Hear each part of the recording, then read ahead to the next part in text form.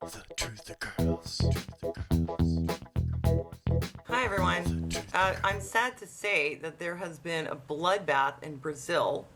Police in some areas have gone on strike, and the result has been a huge surge in murders in what is being described as something resembling a scenario from the movie The Purge. It got so bad they've had to call in the army to try to restore order. Now, I'm making this video in response to Lisa Haven, who said, "Bloodbath purge happening now. Warning, similar coming to America." So she's asking the question, could something like this happen in America? Good question. Could it?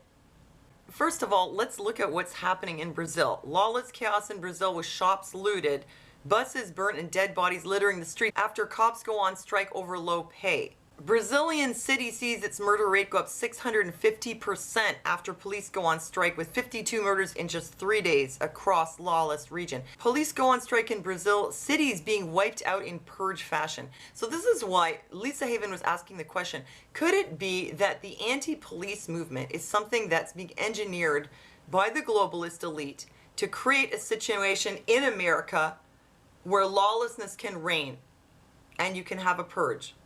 Are they trying to create this kind of chaos? So let's see what really happened. What led up to this in Brazil? What has gone wrong in Brazil?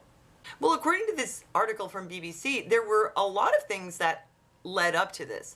Number one, very high rates of dissatisfaction with the government. They had even tried to impeach their president. A lot of this had to do with the high level of corruption in the government. Operation Car Wash has uncovered a widening corruption scandal with dozens of politicians accused of paying or receiving kickbacks. So while their corrupt politicians are getting rich receiving kickbacks, the economy is in crisis. Brazil's economy is going through its worst recession in more than 3 decades, following a drop in prices for Brazilian commodities such as oil, iron ore, and soya. Brazil is mired in its longest recession since the 1930s, and the IMF estimates meager growth next year. So you have an economic crisis.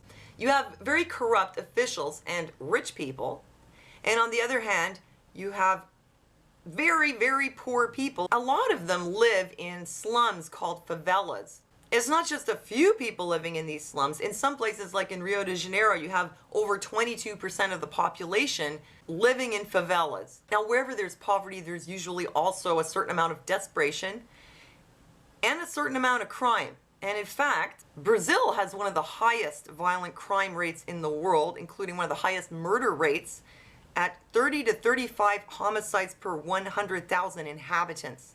Now, here's an article, countries with the highest and lowest crime rates. And in here you will see that South Africa is at the top with a rate of 32 per 100,000. In 2014, the Brazilian murder rate was officially 24.6, but apparently it has gone up since then to the point where they have one of the highest murder rates in the world. To put this murder rate in perspective, have a look at how it compares to Canada at 1.5 and America at 3.9. Now, some people have been saying, well, the problem here in Brazil is that the law-abiding citizens are not armed. And indeed, Brazil has some of the strictest gun laws. And in spite of these very strict gun laws, gun killings were very high and continuing to rise. Now, after years of this going on, they started to look at some policy changes, having to admit that their gun laws had failed. They did make some changes, and Brazilians can now legally own guns under certain conditions. However, they're not allowed to leave their homes with them.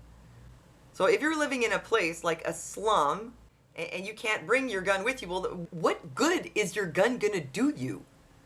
Now, this isn't only about gun laws. It can't be, because in Canada, we have this very low murder rate. And while we are allowed to have guns, we're not allowed to carry them out in public either. It's very hard to get a permit to carry. Mostly it's people like security agents who get them. In some very, very rare cases, maybe if you're being stalked relentlessly, you could petition a court to let you carry a gun, but it's a whole big process and most people don't do it.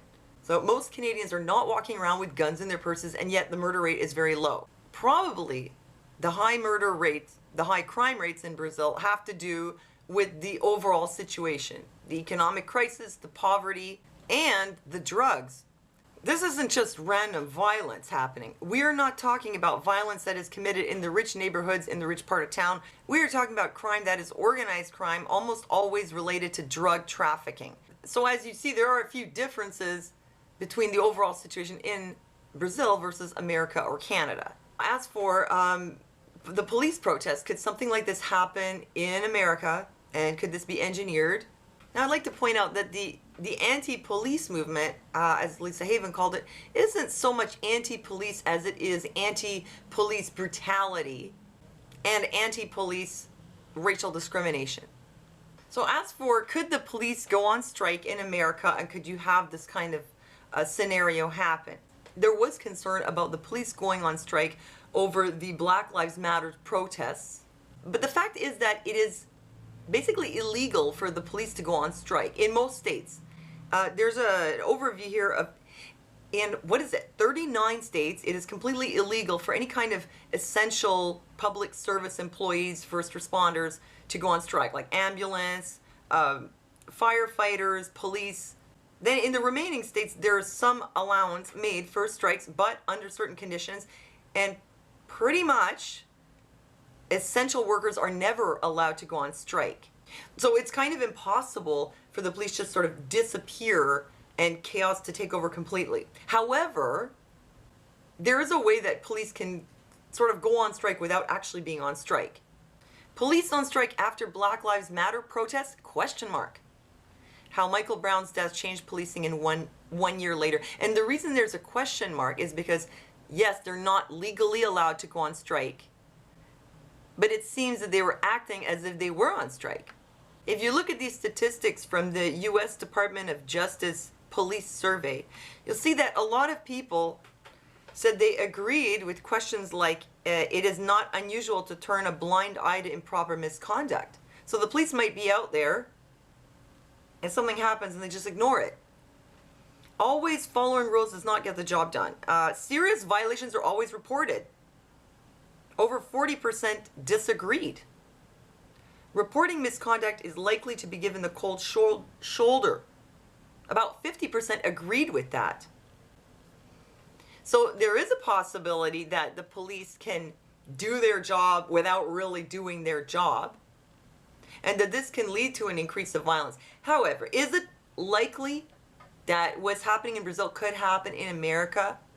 I would say what happened in Brazil is the result of a boiling over of an incredible amount of tension created by a lot of different factors. Dissatisfaction with the government, economic crisis, a high rate of poverty, a lot of gang activity, drug trafficking, gun laws that don't protect the law-abiding citizens, and on top of that, police going on strike. So is it likely to happen in the U.S.? I don't think so. I think the likeliness is quite low. I think Brazil and America are two very different situations. That doesn't mean that you should kick back and say, well, I got nothing to worry about. If you live in an area where there's a lot of crime, you can't necessarily depend on the police protecting you. And maybe you have to figure out how you can protect yourself. But I don't see any reason to panic and think that you're going to have a purge anytime soon in America. So let me know what you think. And thanks for giving me a thumbs up. Thanks for listening to me. And I'll see you next time.